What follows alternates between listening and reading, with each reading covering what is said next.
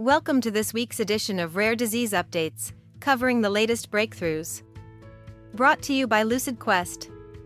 The FDA has granted Orphan Drug designation to rilzabrutinib, a novel, oral, reversible Bruton's tyrosine kinase inhibitor, for two rare conditions: warm autoimmune hemolytic anemia, or wAIHA, and immunoglobulin G4-related disease, known as IgG4-RD.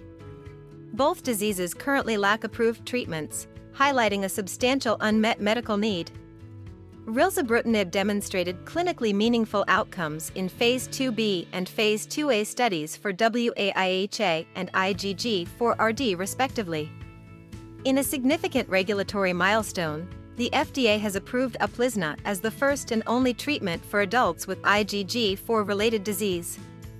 UPLIZNA is a CD19-positive B-cell targeted therapy. Approval was supported by results from the MITIGATE trial, which demonstrated an 87% reduction in the risk of disease flares compared to placebo. BioMarin has announced positive results from the Phase 3 Pegasus trial evaluating PALYNZIQ in adolescents aged 12 to 17 with phenylketonuria. The trial met its primary endpoint, showing a statistically significant reduction in blood phenylalanine levels when compared to dietary therapy alone. The safety profile remained consistent with previous findings. BioMarin intends to file for regulatory approval later this year to expand PALYNZIQ's label to include adolescent use. The FDA has awarded Orphan Drug designation to ResVita Bio's RVB003 for the treatment of Netherton Syndrome, a rare and life-threatening genetic skin disorder. RVB003 is built on the company's continuous protein therapy platform, designed to maintain sustained drug levels at the site of disease. This designation follows prior recognition under the Rare Pediatric Disease designation by the FDA. Novartis has received FDA accelerated approval for Vanrafia for the reduction of proteinuria in adults with primary immunoglobulin A nephropathy who are at risk of rapid disease progression. Vanrafia is a once-daily, non-steroidal oral endothelin A receptor antagonist used alongside supportive care. The approval was based on interim analysis of the Phase 3 ALIGN study, which showed a 36.1% reduction in proteinuria at 36 weeks versus placebo. Sarepta has issued a regulatory update regarding its ELEVIDYS gene therapy program in the European Union. Following a safety concern involving acute liver failure, European reference member authorities called for a review by an independent data monitoring committee. The committee concluded that the overall benefit-risk profile remains favorable.